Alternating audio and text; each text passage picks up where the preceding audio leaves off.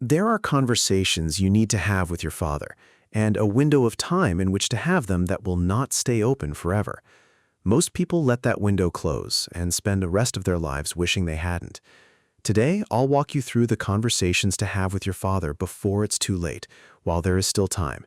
If you have an aging parent, subscribe. This channel is about understanding the people who raised us.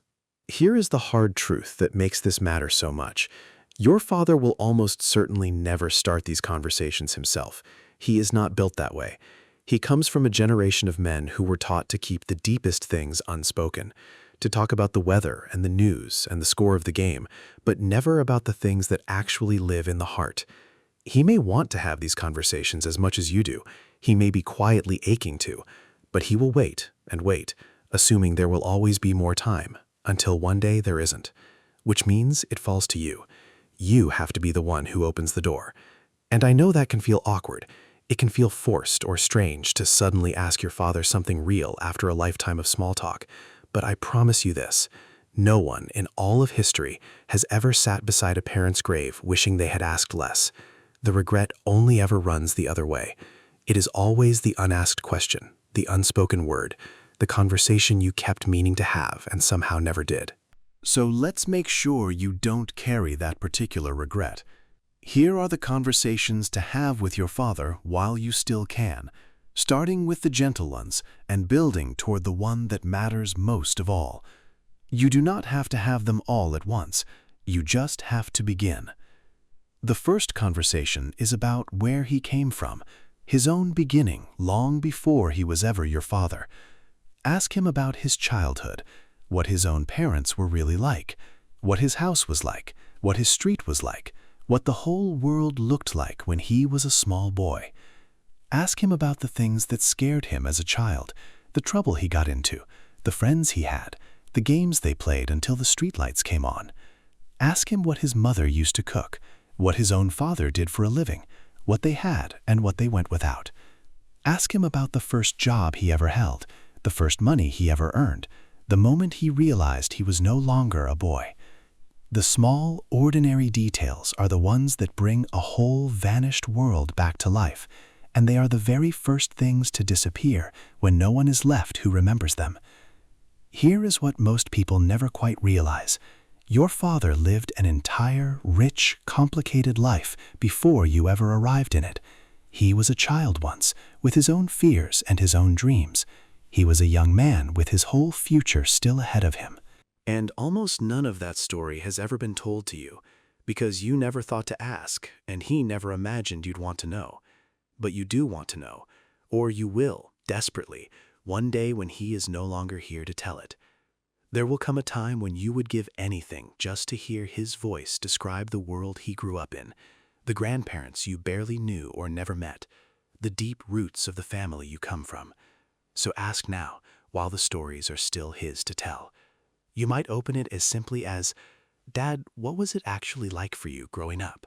And then do the rarest and most loving thing of all. Sit back, stay quiet, and truly listen. You will learn things about your father and about yourself that you never even knew were missing. The second conversation is about the man he was, the person he used to be, before life filled up with responsibility and routine. So many of us only ever know our fathers as dad, the provider, the fixer, the steady figure at the head of the table. We forget that he was once a young man with a wide open life and dreams entirely his own.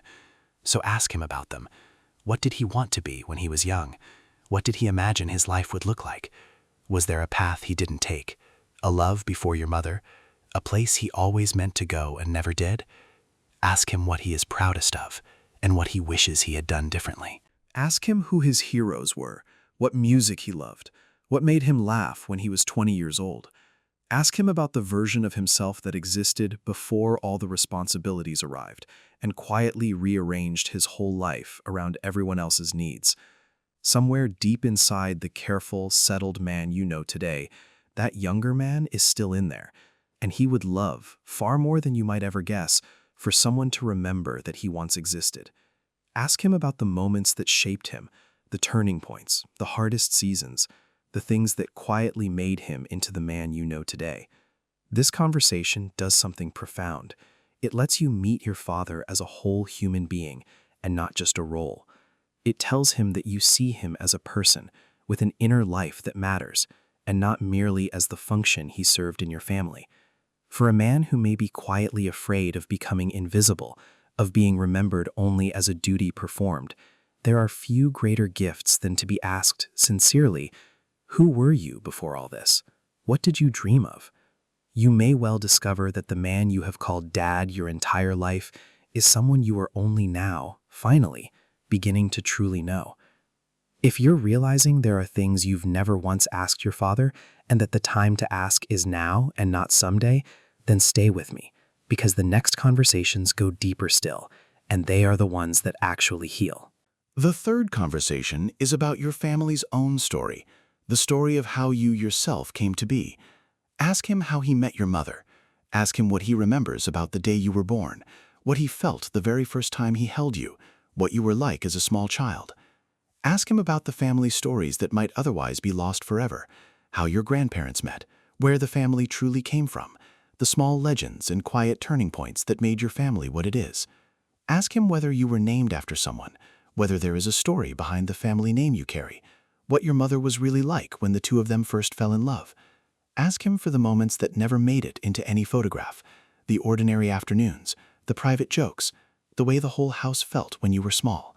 These are things that now exist nowhere else on earth except inside his memory. These are the threads that connect you to something far larger than yourself, and right now your father is one of the only people still alive who holds them. When he is gone, so much of this simply disappears, not into a book or a record, but into nothing at all, unless someone thought to ask while he was still here to answer. There is something deeply grounding, for both of you, in hearing your father tell the story of your own beginning. It reminds him of the joy you brought into his life, often at exactly the time he most needs reminding of it.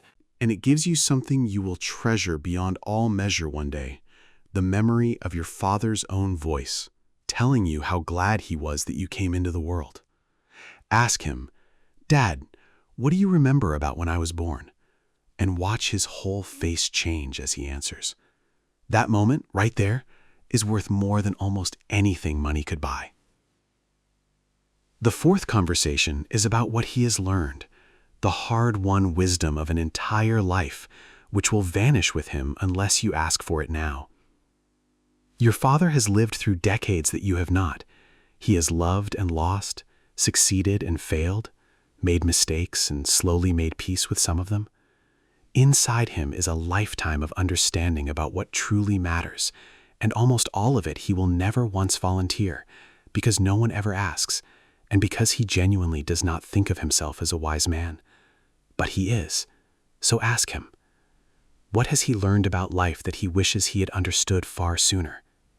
What would he tell his younger self if he ever got the chance?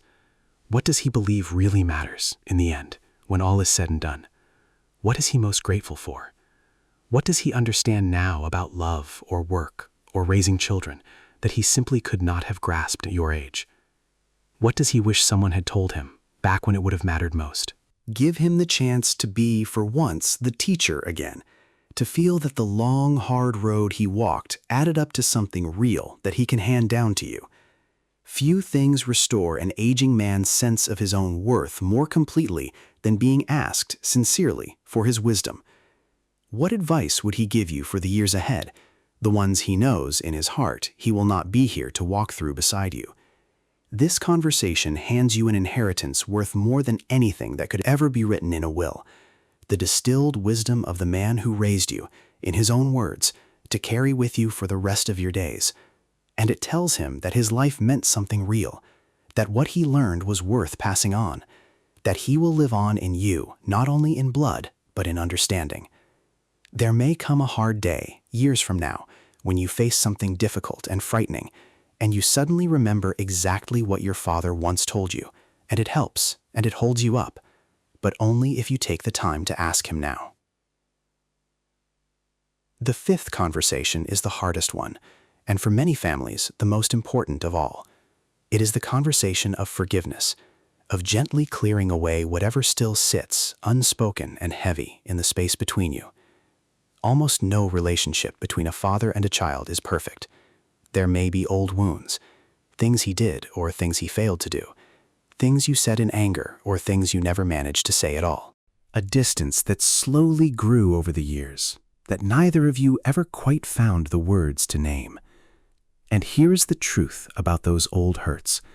If you do not resolve them while he is alive, you do not get to ever leave them behind. You carry them forever, with no one left to set them down with.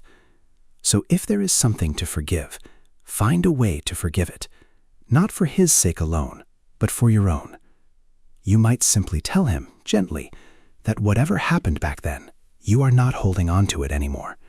You might quietly give him the chance to say he's sorry for something he's carried for decades, or the chance to hear you say it first.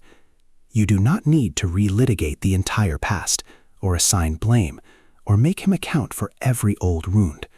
The goal is not to win anything. The goal is simply to lay it down, to reach the point where the love between you is no longer blocked by all the things that neither of you ever said. Because that is what forgiveness truly is, not pretending that it never happened, but quietly refusing to let it have the last word.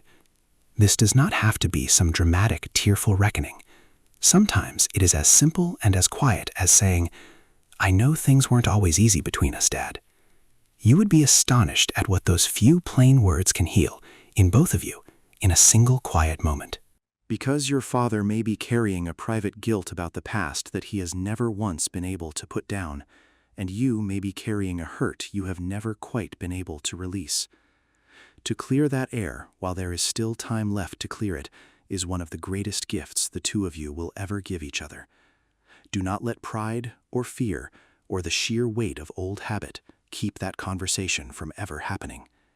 The peace it brings is worth every ounce of the courage it takes to begin it.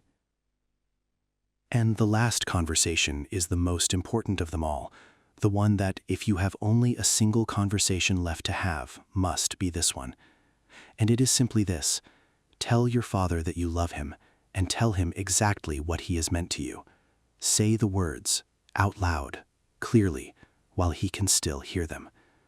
I know that for so many of us, and for so many of our fathers, those words do not come easily at all.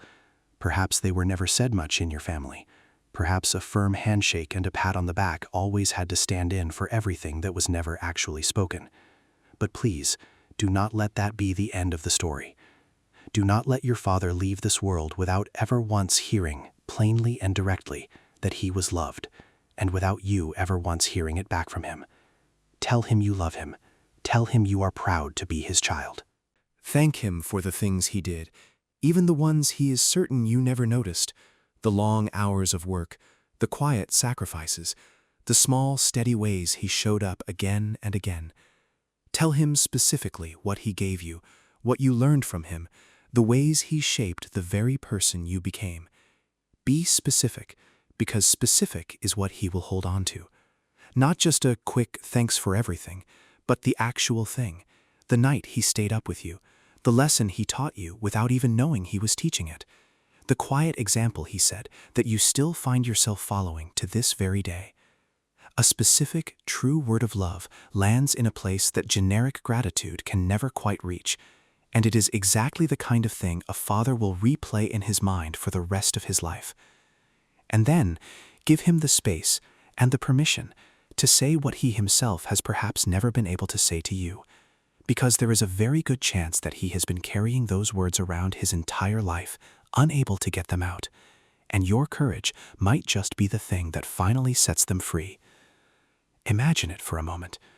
Imagine your father near the end of his life, knowing beyond any shadow of a doubt that his child loved him, and having finally told that child he loved them too. And then, imagine the alternative: the words left forever unsaid, the love left forever unspoken, the silence that becomes permanent and unchangeable the very moment he is gone. One of those is a gift you can choose to give today with nothing more than your own honest voice. There is no conversation in your entire life more worth having than this one, and there is never any guarantee of just how much time remains in which to have it. So have it. Do not assume there will be a better moment, a less awkward afternoon, a someday that is somehow sure to come. Someday is not promised to anyone. Today is the only day you are ever actually given. Tell your father you love him, while he is still here to hear you say it. So do not wait for the right moment, because the truth is that the right moment will almost never arrive on its own. You have to be the one who creates it. You do not need to have all of these conversations at once, and you certainly do not need them to come out perfectly. You simply need to begin. Start with the easy ones. Ask him about his childhood, about the young man he used to be, about the day that you were born. Let the talking gently open up from there. And then, somewhere along the way, when a quiet moment feels right, have the deeper ones too, the forgiveness and the love. Here is what I can promise you, with complete certainty. There will come a day when these conversations are simply no longer possible, when the chair he always sat in is empty, and every single question you never asked stays unanswered forever. But there is also still today, when he is, very likely, just a phone call or a short drive away. So this is what I am asking you to do. Don't let this be another video you watch, nod along to, and then quietly forget by tomorrow. Go and actually have one of these conversations with your father. Call him or go and see him and ask him just one real question, and then truly, fully listen to the answer he gives. Begin the conversation you have been putting off for far too long. Years from now, it may well be the single thing you are most grateful that you did. If this video meant something to you today, take a moment to subscribe and share it with someone whose father is still here, because you might just be handing them a gift they don't yet know they desperately need. And then go and talk to your dad, while there is still time, while he is still here to answer you.